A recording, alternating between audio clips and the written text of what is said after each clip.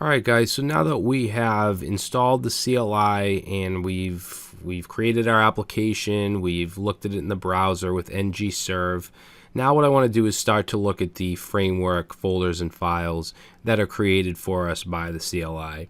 Alright, so a lot of this stuff is, I'm not going to say not important, but it's not important right now for you to know. And a lot of this stuff is actually has to do with testing, which we're not going to get into because that's beyond the scope of this course. Okay, now this might look pretty intimidating, the folder structure, but if you look in the SRC, which is our source folder, you have an app folder. This is basically your application. This is where all your components will go, your services, your models, anything to do with your core application is going to go in this one folder. So a lot of this other stuff is for development, for testing, for compiling, things that it's not directly related to writing your Angular application. All right, it's related to your environment in general. All right, but with that said, we're still going to go through some of this stuff. So let's start with the root files here. The most important thing here is the package.json file. If you've ever worked with Node.js, then you probably know what this is. It's basically a manifest. It has all your application information like the version, the name, the license, and then it also has any npm scripts that are included. And you can see all the ng commands here are actually, you can run them as npm scripts as well. For instance, ngserve, which runs our development server, we could also do npm start and it would do the same thing. And I can show you that real quick. If I do npm start, it'll go ahead and just basically run ngserve. It'll build everything out and start our development server. All right, so you can see it's now listening on 4200, which is right here. All right, but I'm going to Control C and stop that. So you have scripts to serve, to build, okay, ng build, testing, linting, end-to-end testing, which again, we're not going to really get into. All right, now for the dependencies, this is where all of the Angular packages are. So Angular is, it's basically comprised of all different packages. Okay, so you have a package for the animations part of it, common, which has a lot of different things in it, the compiler, the core, which also has a lot of different things, the forms module, HTTP. Now, in Angular 5, the standard HTTP module has been deprecated, and the new one is actually included in Angular Common. So in this course, we're going to be dealing with the new one, which is in Common. Okay, the last revision of the course, which was Angular 4 front to back, we used this. In this one, we'll use the new HTTP module.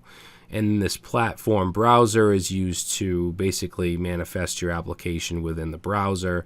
And then, of course, we have the Angular router, so we can create routes. And you can see we're using Angular version 5.0.0. All of these packages have the same version number.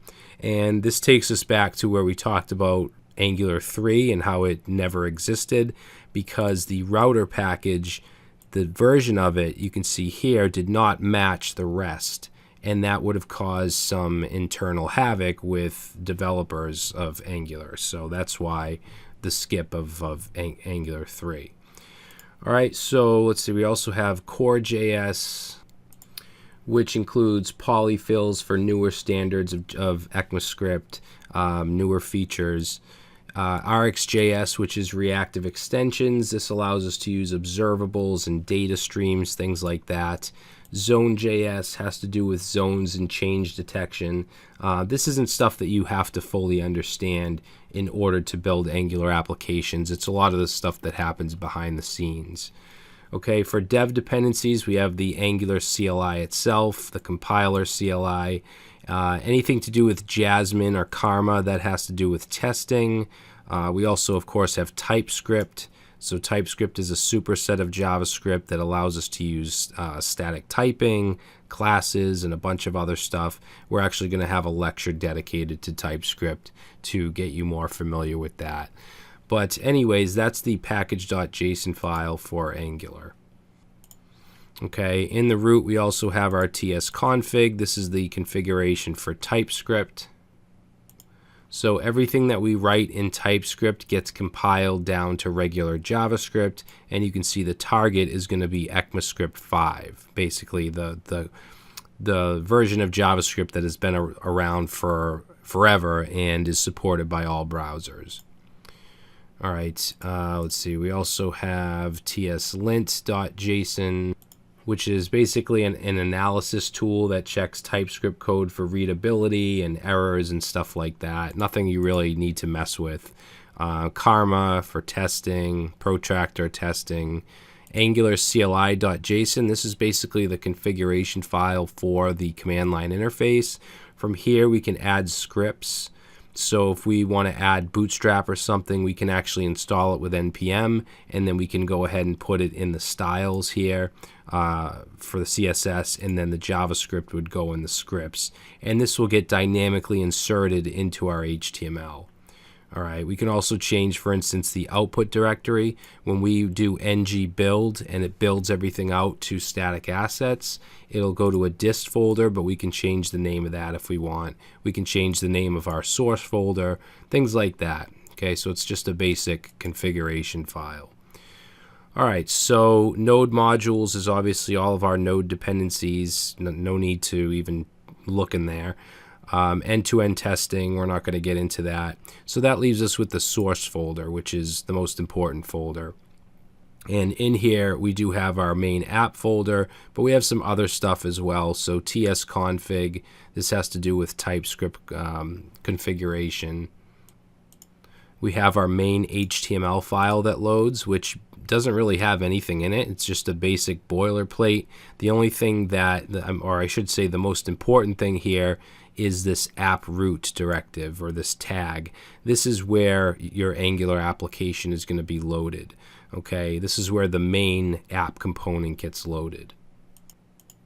Now you could put, if you wanted to include Bootstrap or something, you wanted to use the CDN, you could put it in here, but I think it's better practice to use the Angular CLI file, because that will automatically put it in here without you having to touch the HTML. Okay, so that brings us to the JavaScript now. Now notice how these files have a TS extension. TS stands for TypeScript. That's what we're using with Angular. So you're not going to see too many JS files when it comes to your components and stuff like that. It's going to be all TS, which then gets compiled down to JS, down to JavaScript. So the main.ts file is basically our entry point. I don't want to go too much into the actual code in this video, but just to show you here, this is loading something called the app module, which is the core module of our Angular application, and it's getting bootstrapped here. So this is like just the entry point of Angular. Okay, it's also loading this platform browser. This has to do with loading it into the browser.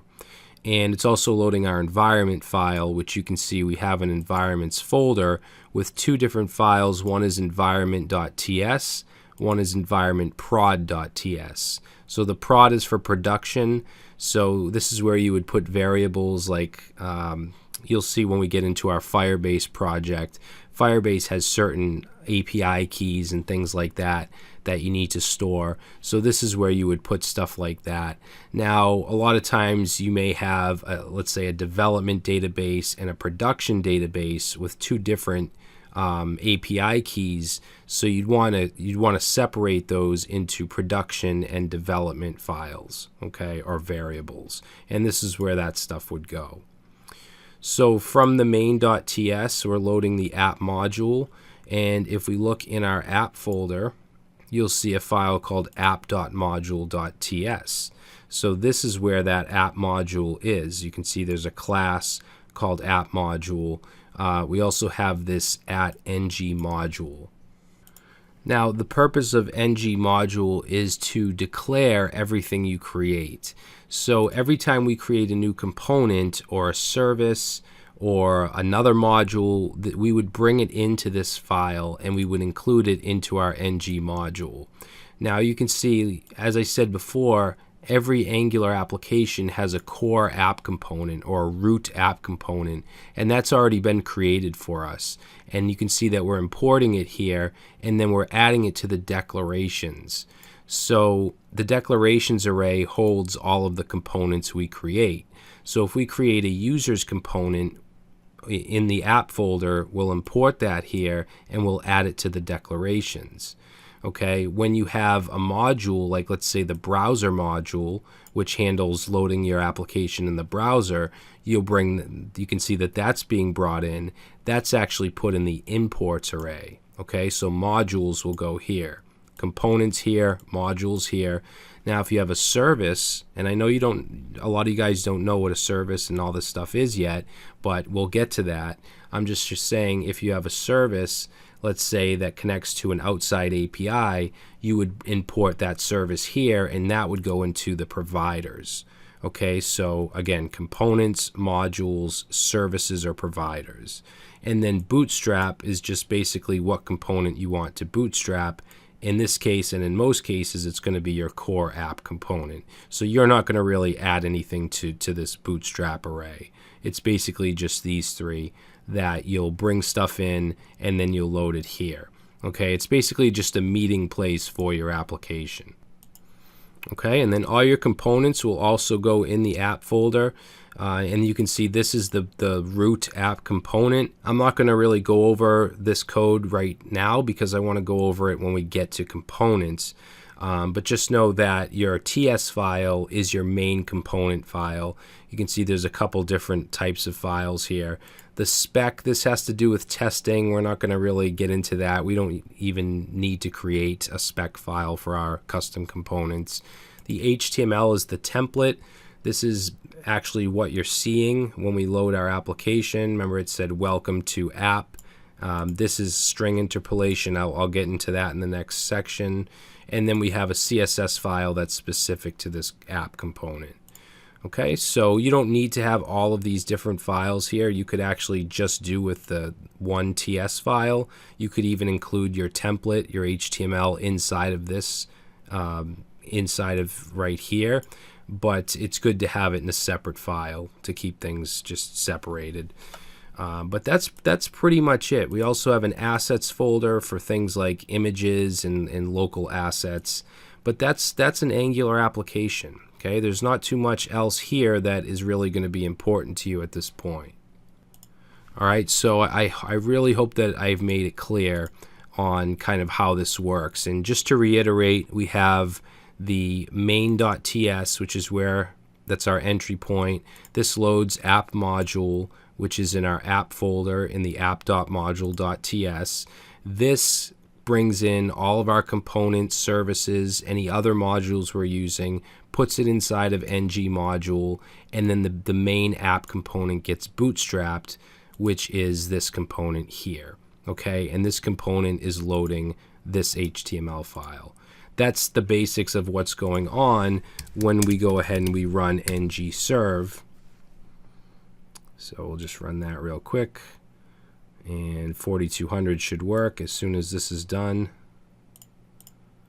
And there it is. So this is the main app component. You can even see right here, welcome to, and like I said, this app is actually dynamic. That's what you're seeing here in title. But we have the image. This is the image you're seeing, all the text that's underneath it. Everything is being shown in the main app component. All right, so we're going to go ahead and stop here, guys. And before we get to the next section where we start building components and taking a closer look, I just want to talk a little bit about TypeScript and what that is, because TypeScript is actually a big part of Angular. All right, so hope this wasn't too long, guys. I just wanted to try and fully explain everything, and I will see you in the next video.